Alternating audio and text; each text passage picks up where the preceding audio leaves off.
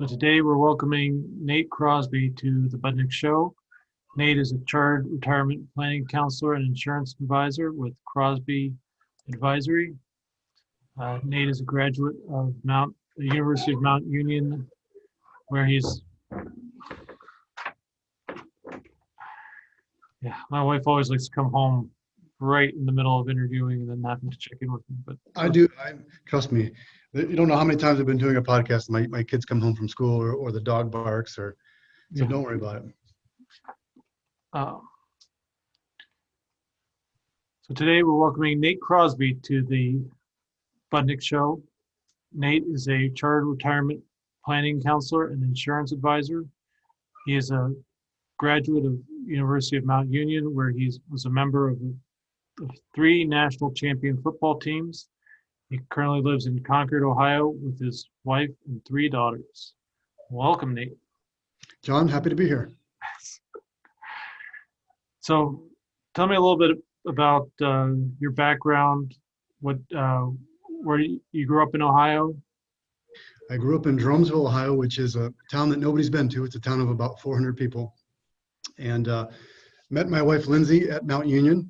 And I moved up north, like a lot of guys. I chased my girl, and I moved up north to Concord, Menor, where she was from.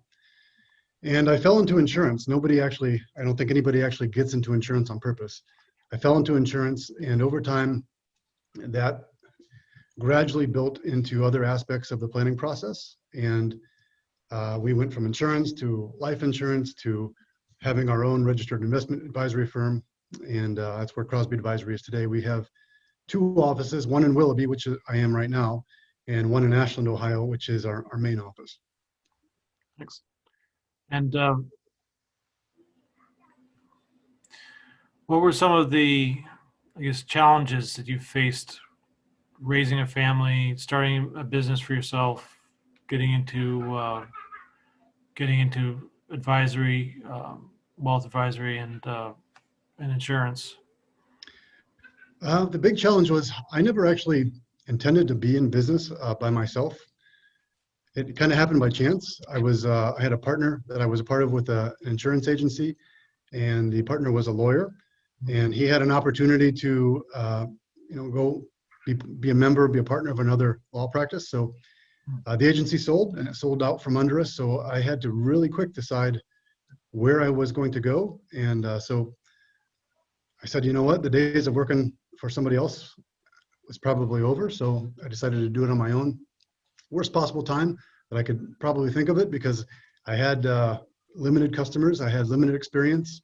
I'd never run a business before, never knew how to do accounting or anything like that. So we learned on the fly.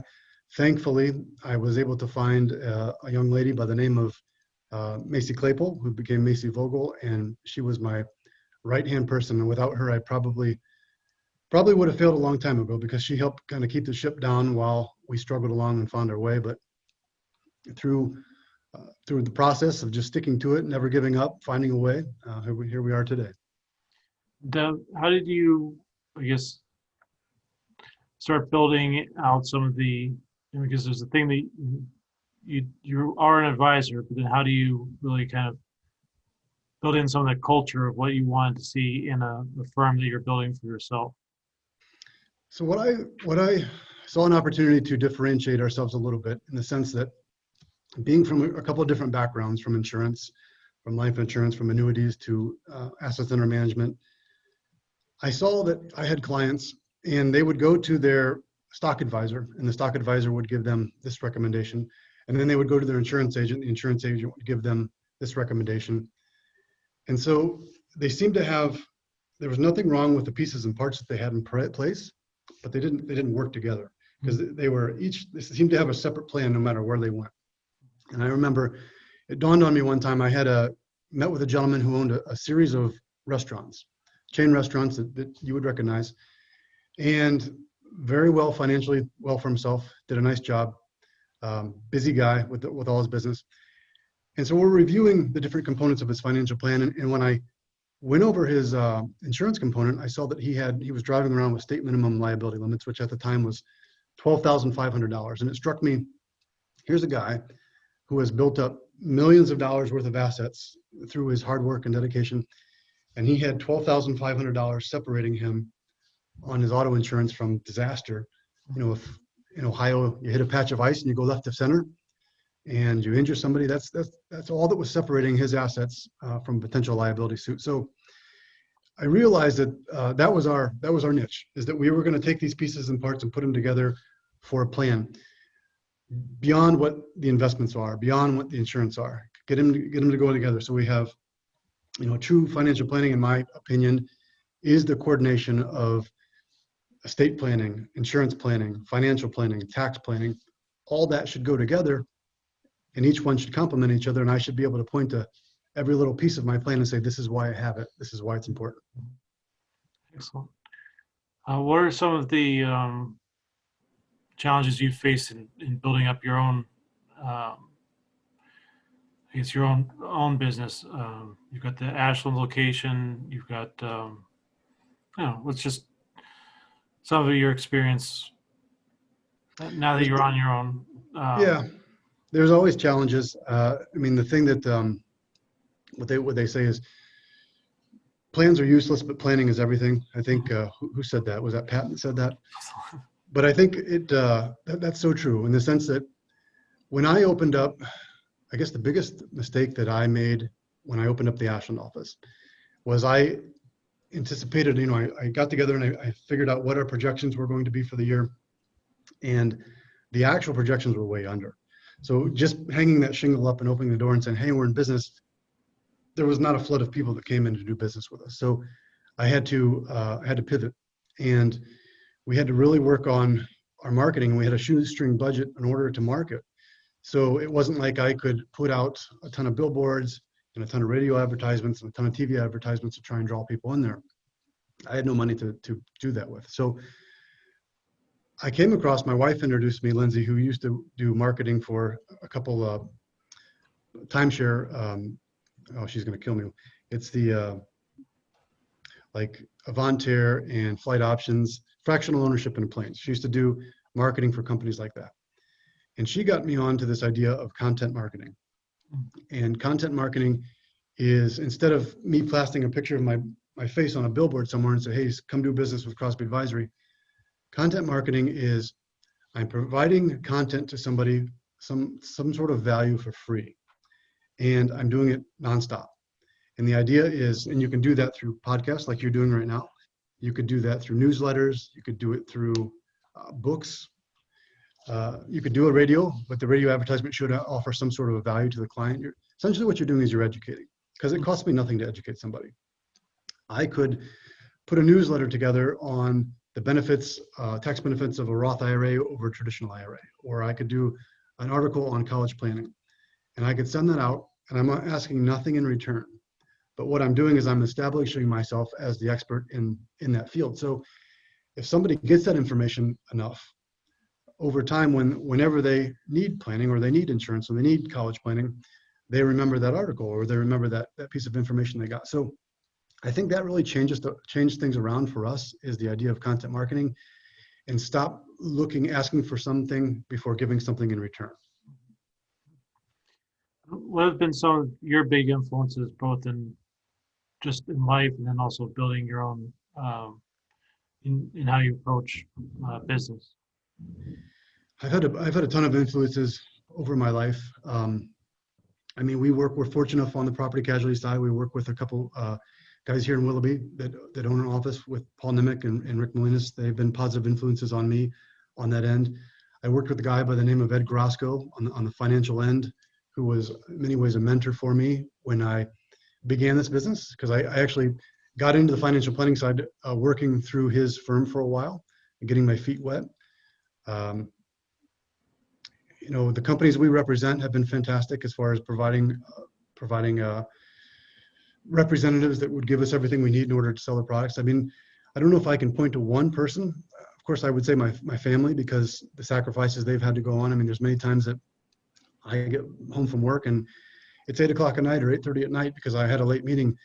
In my line of business, a lot of times I have to meet with clients around their schedule. So if they work a 9 to 5 job, a lot of times I can't meet with them until after their job is done, which sometimes mean doesn't mean I don't get home until 7:30 or 8 o'clock at night. So, which is a strain on Lindsay, it's a strain on the kids, and they've shouldered that burden, as much as I have. So I guess I can't point to one person, but I'm just fortunate to be blessed by a lot of people in my lives, my family, my friends, the mentors I had. And what I've tried to do is try not to be a know-it-all. I try to be a learn-it-all and take the good that everybody has to offer and build that into our practice. I was really curious about how that what it was like to be part of that those national championship football teams was like. Ohio is one of the big football states. So what was that like? It was a great experience. I was never the most gifted athlete. I was the guy that had to spend a little bit more time in the weight room, had to spend a little bit more time training. Fortunate to play on those teams, but I was by far not the best athlete on that team. What I take from that, though, is the attitude, in the sense that coming from the program that I came from in high school to Mount Union was night and day. We were an average 500 football team. If we won as many games as we lost, then that was a good season. But when I got to Mount Union, it was different. And when you walked on that field, you were expected to win, and you expected to win. And it never crossed my mind, not one game, that we would lose. I saw one losing game in my entire career there. So that was the culture. It was that we're here to win. We do things right. We get the job done. We rely on each other, and you're going to do your job.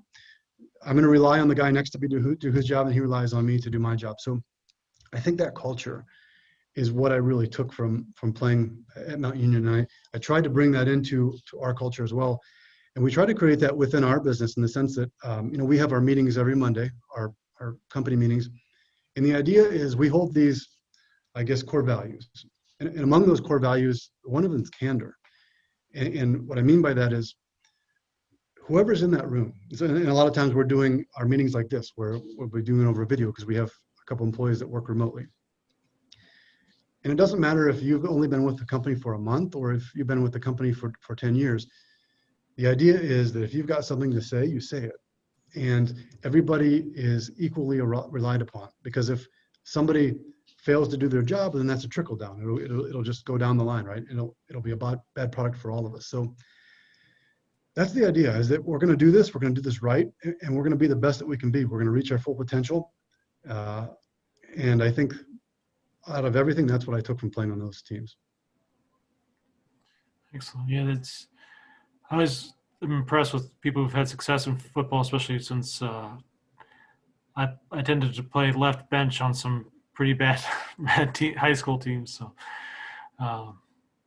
but good times. I learned a lot. Still, just the hustle and everything from football. So. Without a doubt, the grind, the hustle, the pain, the going to work when you don't feel well. I mean, how many times you have to go on the field and practice when you got a pulled hamstring or you got a bruise or something's not right? I mean, it's part of life, right? Yeah.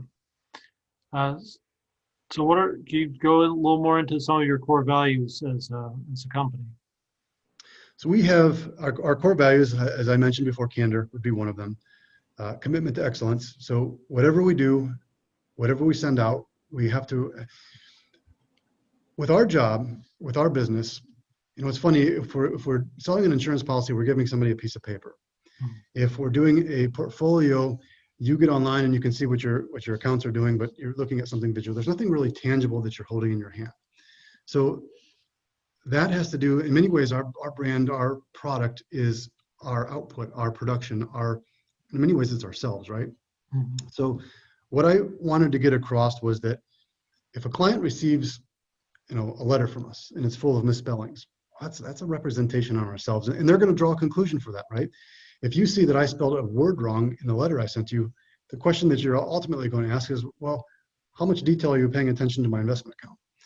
If I send a letter out, it's got sometimes, we had a teaching moment one time where we got a bunch of envelopes in, and the envelopes were printed backwards. You could still seal them, you could still mail them out, but I was like, if I got a letter from my financial planner that this was bound backwards, it's the same thing I would draw. Mm-hmm. How much attention are you paying to my investment account? How much attention are you paying to my insurance protection. So everything we do has a commitment to excellence. Does that mean we're perfect? We're not. We're not. But what is important is striving to be perfect. And we're going to make mistakes just like everybody. But the big thing is to identify those mistakes and correct them. I know you and I are both a big fan of Jocko Willink. Jocko Willink has his big thing is extreme ownership, right? Take ownership and responsibility.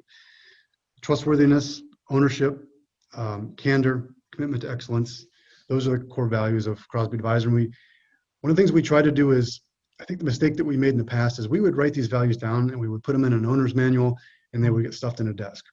But they really have to be living and breathing. They have to be interactive. So every time we have our meetings, we'll bring them up. And every decision that we make, we'll ask ourselves, are these part of our core values? So if we hire somebody and it's obvious that they don't fit those core values, well, then they can't be a hire for us. If we have to fire somebody, unfortunately, a lot of times it will be because they no longer hold the core values of the company. I think that vision is truly important because if I look back to our teams, I mean, look at the New England Patriots, right? The New England Patriots are famous for being able to take misfit players on other teams and fit them into that winning model. And it has to do with the culture there. And it's all because everybody's on the same page. Everybody's got the same vision. And I think as an organization, that's what you need as well. It's Jocko's a funny guy, but the Patriots are, again, with the Browns here in Cleveland, it's not like the Patriots are the thing that's holding us back. No. Well, that's a perfect example between the Browns and the Patriots, right? You have a culture of winning and you have a culture of losing. And on both teams, you have talented players. I mean, world-class athletes, right? So what's the difference? You've got a culture of winning and a culture of losing. Yeah, and I don't know.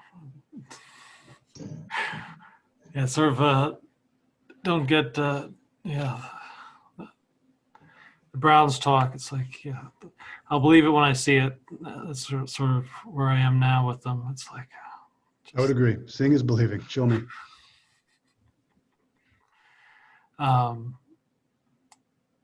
Yeah. So what other? Jocko's. He's a funny guy. I've been I think a little bit binge listening to some of his podcasts. A little bit too much. It was our kids. I think we hit peak Jocko when the kids built a fort on our staircase and called it Ramadi. Ah. Well, what I like so if I look at my podcast list, I've got podcasts from military guys. I've got podcasts from financial guys. I've got podcasts from people who are just parents. I've got podcasts from people who own businesses. And I think what's interesting is when you take these components, because life is diverse, right? We're not just business people. We're not just parents. We've got to play all these roles at the same time. And so I think has helped us a lot is go out to find these people who excel in their line of work, their field, whatever that is, as a parent, as a military leader, as a business owner. And if we can take some of the traits that they use and bring them into our business and not necessarily reinvent the wheel, but find those ingredients and put them in there, I think that helps us along in the process. Yeah, I've also found that there's a lot of consistency. When I'm listening to someone who's maybe comes from one perspective, and then someone who comes from a financial perspective, and someone who comes from the military perspective. When you boil it down, they're all saying the same thing, just from slightly different angles. The focus on integrity, transparency, candor, like you said, being excellent at your job so you can rely on the people next to you.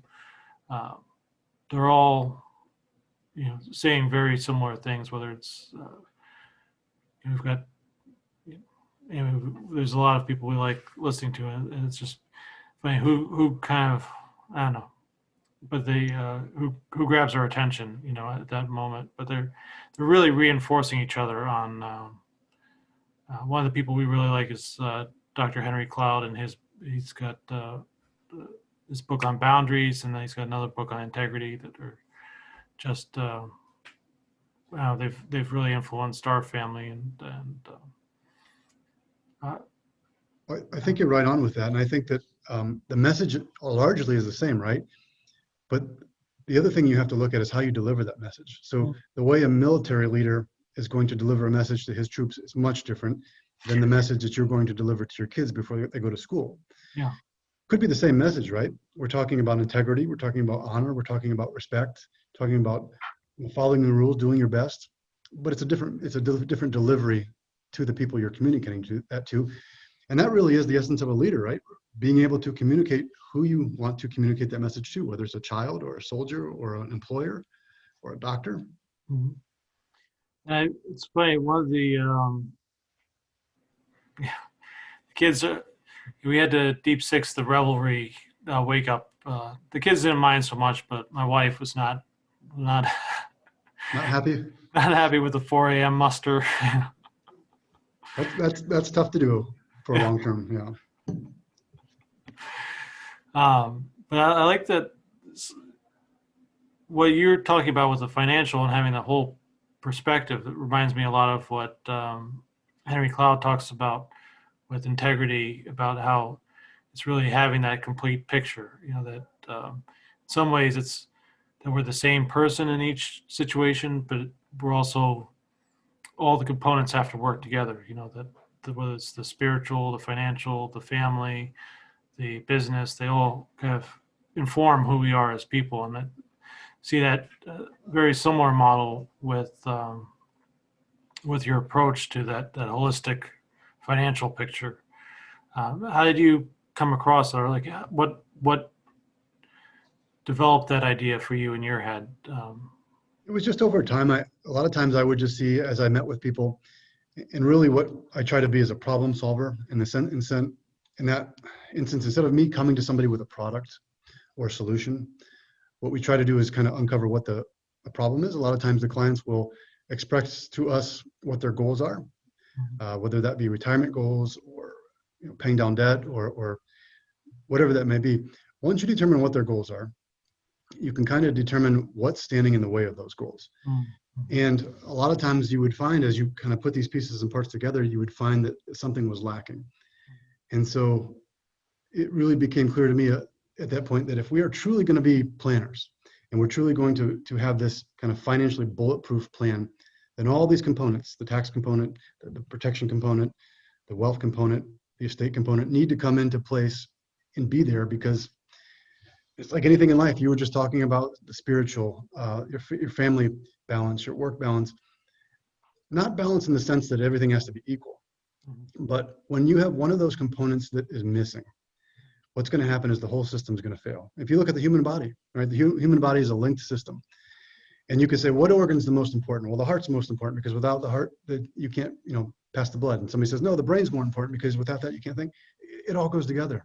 Right. If I miss my kidneys, I'm in trouble, right? If I don't my stomach, I'm in trouble. Yeah. So it's all part of the system. And a financial plan is that way too. One component might seem boring. Your insurance protection might seem boring. But if I do go left to center and I hit somebody and I'm facing a $500,000 lawsuit, all of a sudden my insurance protection is pretty darn important. So all this needs to come into play, because we don't know when one of those components of the plan is going to be stressed. And even in your life, if you're trying to relate this to life, under different times, you're going to have some family challenges that you're going to have to overcome. You're going to have some business challenges. You might have some spiritual challenges, questions that you have to overcome. And I think it's important to get all of it in line and really boil down what's important, what are my goals, what matters to me. And I think in the end, you're better off. I appreciate you coming on. Is there anything else that you'd like to add before we go off and enjoy the rest of our days? Go into this. Hopefully, it'll be nice weather this weekend. Hopefully, yeah. Hopefully, we got a couple more weekends here before the fall kicks in. But no, John, I really appreciate you and appreciate the time to come on your podcast. I wish you luck, and let me know if there's anything I can do to help you. Thank you, Nate. How do people get a hold of you if they're interested in being in touch? So they can visit our website at crosbyadvisory.com. We have a Facebook page, which is facebook.com/Crosby Advisory. Derek from our office actually just created a newly formed Instagram page for us as well. Like you, we have a podcast. Our podcast is called Dynamic Growth, and you can find that on Apple, iTunes, or Spotify as well. All right. Thank you, Nate. Take care. Have a good day. Thanks, John.